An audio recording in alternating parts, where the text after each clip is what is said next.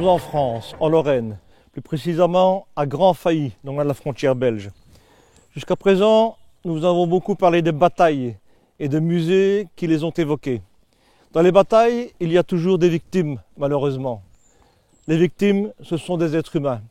Nous allons voir comment l'armée américaine, durant la Seconde Guerre mondiale, a honoré les soldats tués au combat et comment elle leur a donné un champ de repos avec la possibilité pour les familles de venir se recueillir sur les tombes de leurs proches tués au combat.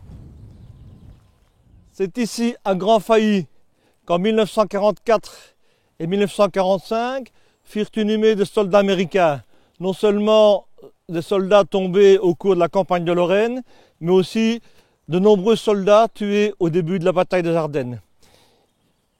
Grand-Failly a été un cimetière militaire provisoire. En plus des soldats américains, un espace était également consacré aux soldats interalliés et aux victimes allemandes. Les cimetières temporaires étaient établis en fonction de l'avancement des combats.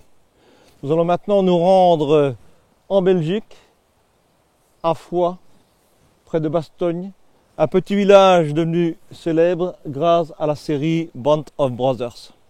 Là-bas, je vous parlerai de l'histoire de ce cimetière provisoire établi après les combats qui ont eu lieu autour de Bastogne, et nous vous parlerons également de l'identification des victimes et du travail des équipes chargées du relèvement et de l'enterrement des cadavres. Nous sommes maintenant en Belgique, à Foix, un petit village situé à quelques kilomètres au nord de Bastogne, à l'emplacement de l'ancien cimetière provisoire américain qui a fonctionné de janvier 1945 à octobre 1948. Avant de voir l'histoire de ce cimetière, nous allons parler des responsabilités du personnel qui avait en charge la mise en œuvre de ce cimetière, c'est-à-dire le service d'enregistrement des tombes ou Grave Registration. Qu'est-ce que le service d'enregistrement des tombes, le Grave Registration, et quelles étaient ses missions? C'est en 1943, après la campagne d'Afrique du Nord et le début de la campagne en Sicile, que l'état-major américain a décidé de mettre en œuvre le service de Grave Registration. Ce service avait pour responsabilité de regrouper les cadavres américains et de faire l'identification des soldats morts au combat. Alors comment est-ce que ça se passait pour l'identification et le regroupement, la gestion des tués? On avait deux possibilités. Tout d'abord, au moment du combat, l'immédiat après combat, sur les zones de combat, eh bien, les cadavres étaient regroupés au sein des unités, au sein des compagnies, et envoyés des points de regroupement au niveau du bataillon et de la division. Par la suite, ont été mis en œuvre des cimetières provisoires qui regroupaient les tués des différents secteurs. Après les combats, lorsque le service d'enregistrement des tombes a pris en charge le regroupement des tués, de quelle façon ont-ils procédé? Eh bien, il y a eu tout d'abord 3 phases. La première était faite par les propaganda teams, c'est-à-dire les équipes qui avaient pour mission de prendre contact avec la population, avec les autorités civiles, avec les autorités religieuses, pour voir s'ils avaient connaissance d'endroits où avaient été enterrés des soldats américains, par exemple dans les cimetières. Il y avait ensuite les search teams, les équipes de recherche qui prospectaient dans les secteurs où avaient eu lieu des combats, de façon à pouvoir repérer les tombes isolées éventuelles. Et suite à ça, il y a les équipes recovery, donc les équipes qui avaient pour tâche d'exhumer les cadavres pour les amener vers les cimetières provisoires tels que celui où nous nous trouvons maintenant. Le but de ces équipes d'enregistrement des tombes était donc de regrouper les cadavres et de les identifier. Comment se passait l'identification? Eh bien, le premier moyen pour identifier un soldat était la plaque d'identité. ce qu'on appelait les dog tags. Nous allons y revenir dans quelques instants. Un autre moyen était le Landry Number, c'est-à-dire un numéro que chaque soldat américain mettait sur ses affaires de façon à pouvoir récupérer ses vêtements après qu'il ait été envoyé dans les centres de nettoyage collectif. Ça consistait en la première lettre du nom suivie des 4 derniers numéros matricules. Nous reviendrons par la suite sur ces numéros de matricule. Les autres possibilités étaient tous les moyens personnels liés aux soldats. C'est-à-dire, on pouvait l'identifier s'il n'y avait plus de plaque d'identité ou de number grâce à sa fiche de paye, à son carnet de paye que chaque soldat portait sur lui. Ou alors grâce à des bijoux individuels, par exemple des gourmettes, des bagues ou des alliances sur lesquelles se trouvaient des noms.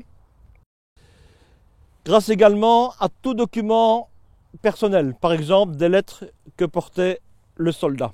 En ce qui concerne les dog tags, donc la plaque d'identité, premier élément pour bien identifier un soldat. Bien, l'histoire de cette plaque d'identité remonte en réalité à la guerre de sécession. À cette époque, une des craintes des soldats était d'être enterré de façon anonyme et qu'on n'ait plus de traces de lui, que sa famille n'ait plus d'endroit où elle pourrait se recueillir. Donc beaucoup de soldats portaient des étiquettes avec leur nom, leur adresse ou leur état d'origine. Certains avaient également trouvé comme système de graver les ceinturons. Suite à ça, la Croix-Rouge américaine a décidé à proposer des papiers, des formulaires pré-rédigés que le soldat n'avait qu'à compléter et qu'il portait sur lui. C'était utilisé dans certaines unités, mais pas dans toutes. À partir de 1898, lors de la guerre hispano-américaine, certains soldats avaient fait graver des médailles personnelles sur lesquelles figuraient leur nom et leur prénom. On s'est aperçu à la fin des combats, 3 ans plus tard, que ça avait permis l'identification de 80% des soldats. Suite à ça, l'état-major a décidé d'officialiser des médaillons d'identification. En 1906, donc, l'état-major a décidé d'officialiser la plaque d'identité. Celle-ci était constituée d'une plaque en acier de forme ronde. Sur la face avant, on retrouvait le grade du soldat, l'unité et la mention USA. Sur la face arrière, on retrouvait le nom, le prénom et encore une fois l'unité du soldat. En 1914, l'armée américaine a envoyé des observateurs militaires sur les différents fronts. Et on a constaté que la guerre moderne entraînait de nombreuses pertes et que souvent les victimes étaient méconnaissables. On a donc décidé en 1916 de donner une deuxième plaque d'identité aux soldats. Cette plaque était accrochée à la première plaque. Le but de ces plaques était, lorsque le soldat était mort, une plaque devait rester en permanence sur le corps, sur la dépouille, et l'autre plaque était récupérée pour faciliter l'identification. Sur ces plaques, on retrouvait le nom, le prénom, le grade et l'unité du soldat. En 1917, lorsque les USA sont entrés en guerre, les effectifs ont augmenté, ont explosé. Et il y a eu énormément d'homonymes. C'est ainsi, par exemple, qu'on a retrouvé plusieurs centaines de soldats qui s'appelaient William Smith. Et plus de 50 soldats avaient le même deuxième prénom, William Henry Smith. Ça posait donc des problèmes d'identification. L'armée a donc décidé d'adopter les numéros de matricule, un numéro qui était propre à chaque soldat. Le tout premier matricule qui portait le numéro 01 a été attribué au général Pershing qui commandait en chef l'armée américaine.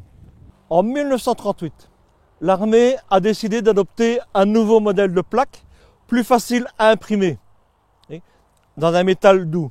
La forme est également différente. Elle était de forme allongée, plus ou moins rectangulaire, avec une encoche. Cette encoche, nous allons le voir, a donné lieu à une légende qui a été colportée pendant de nombreuses années, mais ce n'est qu'une légende, elle est tout à fait fausse. En réalité, cette encoche servait à positionner la plaque d'identité dans l'appareil qui allait servir à imprimer les inscriptions. La légende qui a couru durant de nombreuses années et qui est encore colportée par certains disait que cette encoche servait à faciliter l'introduction de la plaque entre les deux incisives du soldat mort, de façon à ce que la plaque reste en permanence sur lui. Ceci est tout à fait faux. Devant le succès remporté, donc du point de vue confort de port, etc., la facilité, il a été décidé d'adopter officiellement cette plaque en 1940. Quelles étaient les inscriptions reprises sur cette plaque? Bien sûr, on trouvera encore le nom, le prénom et l'initiale du deuxième prénom. On retrouvait le numéro de matricule. Pour les officiers, ce numéro de matricule était précédé de la lettre O, O pour officier. Ensuite, on retrouvait sur cette plaque le nom et l'adresse de la personne à prévenir en cas de décès. On s'est aperçu que cette mention de la personne à prévenir pouvait entraîner des problèmes pour les soldats. Pourquoi? Eh bien, les soldats étant capturés, l'ennemi voyant cette adresse qui figurait pouvait faire du chantage sur le soldat en disant qu'il allait menacer, qu'il allait s'en prendre à sa famille grâce à des espions qui se trouvaient là-bas. En 1943, la présentation de la plaque était donc la suivante. Figurait le prénom, l'initiale deuxième prénom, le nom, le numéro de matricule, la religion, comme précédemment, mais on a ajouté la date à laquelle le soldat avait eu ses vaccinations. Ce système a été utilisé jusqu'en 1944, jusqu'en juillet 1944. Là, il y a une légère modification, c'est-à-dire qu'on a d'abord mis le nom du soldat, suivi seulement du prénom, de l'initiale du prénom, et les mêmes indications autres, le numéro matricule, la religion et la date de vaccination. Ce système a continué jusqu'aux années 60. Alors ces plaques, lorsqu'elles étaient distribuées, elles étaient portées autour du cou du soldat au moyen d'un lacet en cuir ou d'un lacet en tissu.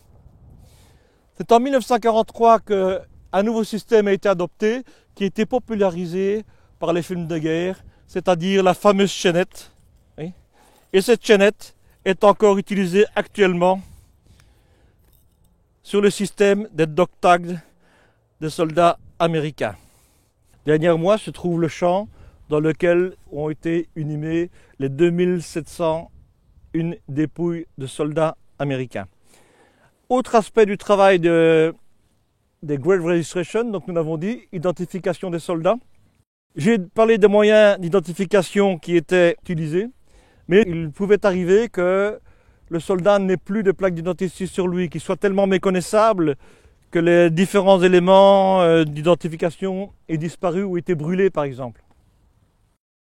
À ce moment-là, le service d'enregistrement de tombes devait décrire de la manière la plus précise possible l'état dans lequel était la dépouille du soldat. Et les moyens d'identification étaient alors les empreintes digitales.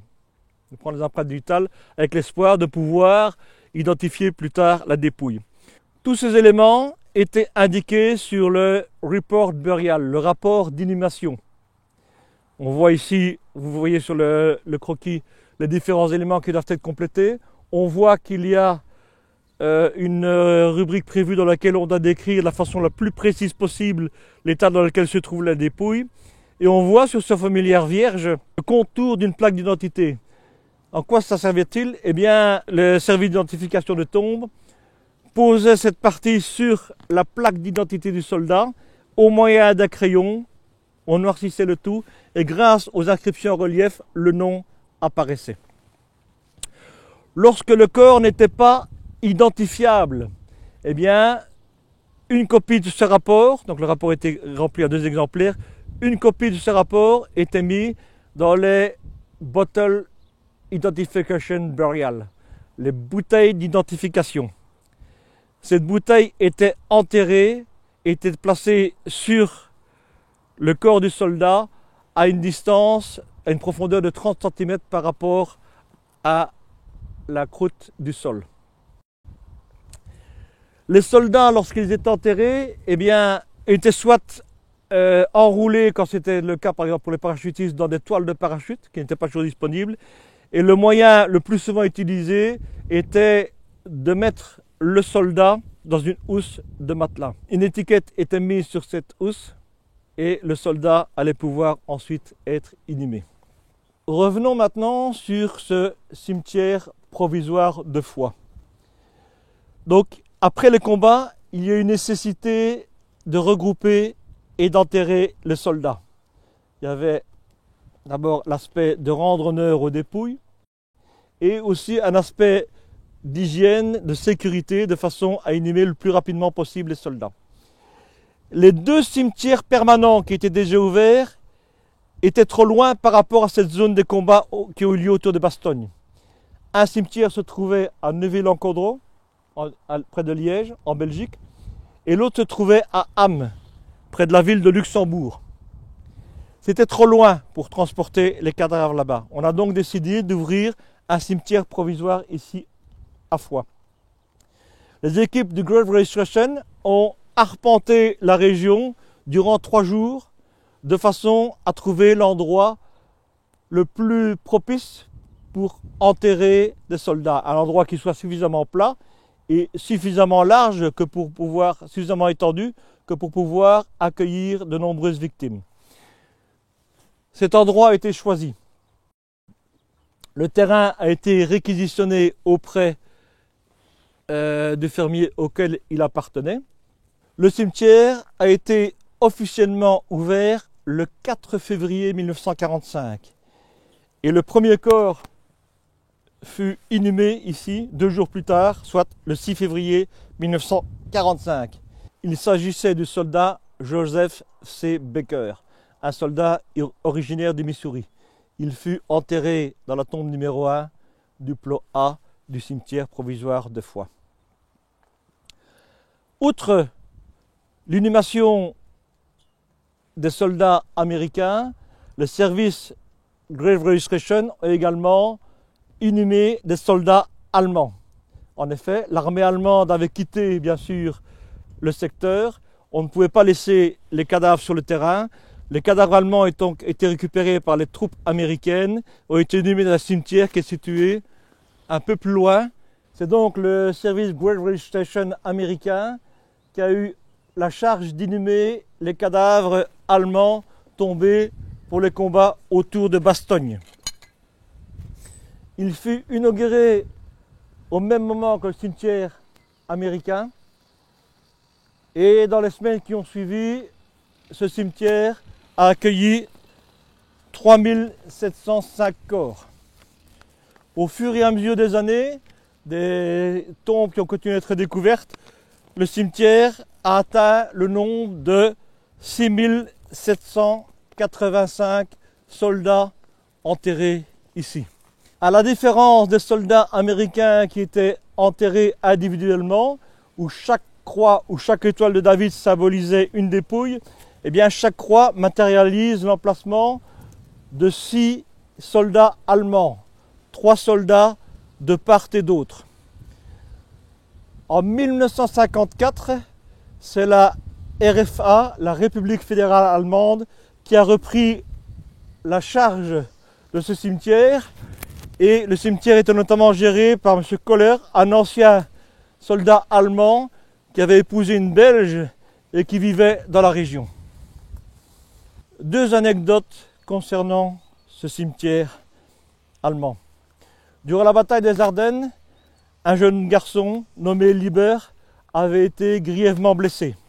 Il avait été soigné par les Allemands dans la grange d'une ferme qui était installée entre le village d'Ardigny et la petite ville d'Oufalise. Lorsque les Allemands ont quitté les lieux, ils l'ont emmené avec eux. Malheureusement, ce jeune homme est décédé. Quand les Américains ont ramassé les cadavres allemands, ils ont vu ce jeune homme et vu son nom, Lieber, qui avait une consonance germanique, eh bien, ils ont considéré qu'il s'agissait d'un soldat allemand. Il a donc été enterré ici, aux côtés des autres soldats. Le père de ce jeune homme a longtemps recherché le cadavre de son fils. Il a interrogé les gens pour avoir des renseignements. Et c'est le gestionnaire du cimetière allemand, M. Kohler, qui a dit qu'une tombe était rarement visitée, parce que d'autres tombes recevaient au fil des années la visite des familles. Et on a constaté par la suite, après inhumation, que la personne là-dedans ne portait pas un uniforme allemand, mais des habits civils. On a donc identifié le jeune homme qui a pu être exhumé et enterré dans le cimetière de son village. Une autre anecdote est celle d'un soldat allemand qui appartenait à la Kriegsmarine. Ce soldat a été tué durant la bataille des Ardennes. Pourquoi un soldat de la Kriegsmarine ici? Eh bien, pour reconstituer les unités, les Allemands avaient raclé les fonds de tiroirs, entre guillemets, et avaient notamment pris beaucoup de marins, puisque la Kriegsmarine était fortement réduite. Ces marins avaient été transformés en fantassins.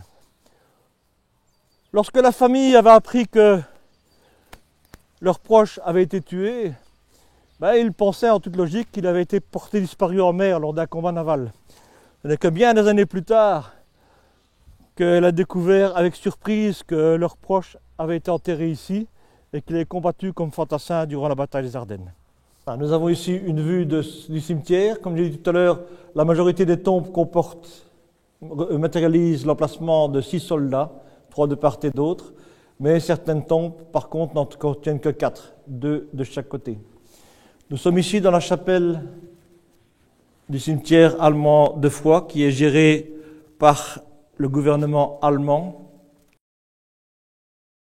Et comme on peut le voir, cet endroit reçoit encore régulièrement des visites et des familles viennent encore se recueillir. Et certains donnent quelques renseignements complémentaires ou matérialisent le souvenir de proches. Chaque année, de jeunes Allemands viennent ici pour aider à l'entretien du cimetière de leurs compatriotes. À quelques centaines de mètres du cimetière militaire allemand, sur la hauteur de Recogne, se trouve un autre monument qui a été inauguré en hommage aux combattants américains et en particulier aux combattants indiens. C'est ce qu'on appelle le monument aux Indiens. Ce monument a été inauguré pour le 50e anniversaire de la bataille des Ardennes et rend hommage aux combattants amérindiens qui ont combattu ici en Ardennes en décembre 1944, janvier 1945. C'est la 3201e compagnie du Quartermaster's Service Corps de Grave Registration Service qui s'est occupé de l'élimination des soldats américains ici à Foix. Le ministère de l'Intérieur belge a envoyé une équipe en renfort. Elle était constituée d'un officier, secondé par un adjudant et composée de 20 hommes. Pour le creusement des tombes, l'armée américaine a engagé des civils. Lorsque les tombes ont été inhumées, afin de protéger par pudeur les dépouilles, de grandes bâches avaient été dressées de façon à cacher des vues. Cela a entraîné beaucoup de problèmes parce que beaucoup de civils sont venus voler des bâches. On a donc décidé de mettre des gardes armés de façon à éviter le vol de ces bâches. Relever des cadavres représentait de nombreux risques. Pourquoi? Eh bien, certains cadavres avaient été piégés. Donc il y a eu malheureusement des victimes. Au moment où on trouvait les cadavres, eh bien, une grenade ou un piège explosait en blessant ou en tuant le soldat. Comme je l'ai dit tout à l'heure, 2701 soldats américains ont été enterrés ici. En juillet 1946, s'est posée la question du maintien de ce cimetière provisoire et de sa transformation éventuelle en cimetière permanent. Des analyses ont donc été faites. La première analyse faite, le 9 décembre 1946, le rapport disait que non, ce cimetière ne serait pas suffisant pour accueillir d'autres victimes potentielles. Il a donc été décidé de le fermer. La fermeture ayant été décidée, allait se mettre en place les procédures pour exhumer les soldats de façon à les envoyer vers un cimetière permanent. Le cimetière permanent le plus proche étant celui qui avait été ouvert entre-temps à Henri-Chapelle. Lorsque fut décidée la fermeture du cimetière, les familles américaines avaient été contactées et on leur a demandé ce qu'ils voulaient qu'il advienne de la dépouille de leurs proches. 1870 familles ont demandé à ce que le corps de leurs proches soit renvoyé aux États-Unis. Le reste des familles contactées a décidé que leurs proches pouvaient être enterrés dans les cimetières militaires en Europe. 820 soldats ont été envoyés au cimetière d'Henri-Chapelle, où nous serons un peu plus tard, et 11 soldats ont été répartis vers les cimetières d'Am au Luxembourg et de Saint-Avold en France. La raison étant qu'un autre proche avait été déjà enterré là-bas et les familles souhaitaient que les proches soient regroupés. Voilà. En 1948, la fermeture a commencé. Là encore, les services de Grave-Richthofen ont été mis à contribution. Il a d'abord bien sûr fallu exhumer chacun des cadavres. Ensuite, chaque dépouille a été mise dans un cercueil en bronze. Un officier personnellement s'assurait de la conformité, de la concordance entre la plaque d'identité du soldat qui est enterré là, la fiche l'étiquette qui était indiquée sur la housse mortuaire et le nom qui allait être marqué sur le cercueil. Il devait s'assurer également que l'intérieur du cercueil était propre. La dépouille étant posée, étant mise à l'intérieur, eh bien, le cercueil était fermé par 24 points de fermeture rigide.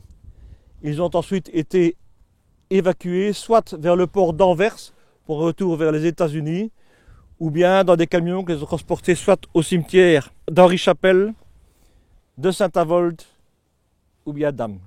Le cimetière a été officiellement fermé le 25 octobre 1948 et un peu plus tard, le 15 novembre, le terrain a été rendu aux fermiers auxquels il appartenait.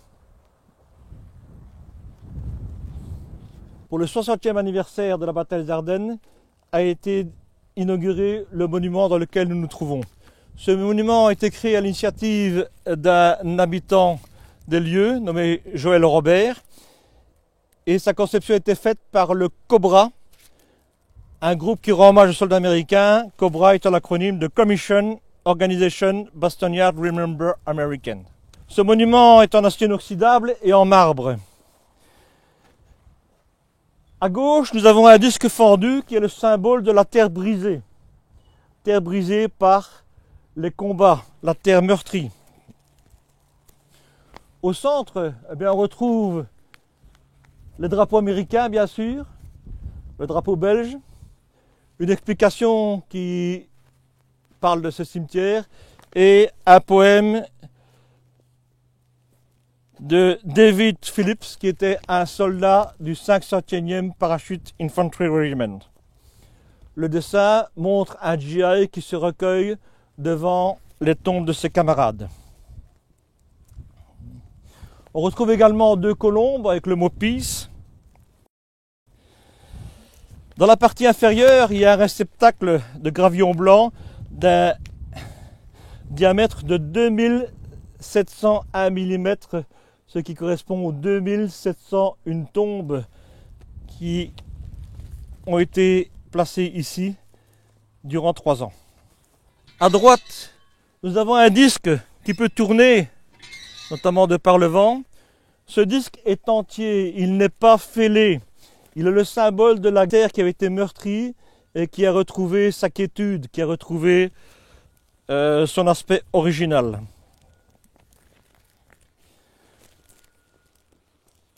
Sur le côté, eh bien, on retrouve également les drapeaux et ce monument est encadré de pavés qui sont inégaux et qui sont le symbole du chemin difficile qui est celui qui permet d'accéder à la paix. Donc ce n'est pas quelque chose d'irrégulier, c'est voulu. L'emplacement de ce monument, eh bien, il se trouve là où était le coin droit du cimetière provisoire. Ceci termine notre reportage consacré au cimetière provisoire. La semaine prochaine, nous serons au cimetière permanent d'Henri-Chapelle où furent amenées 820 dépouilles qui étaient précédemment enterrées ici à Foix.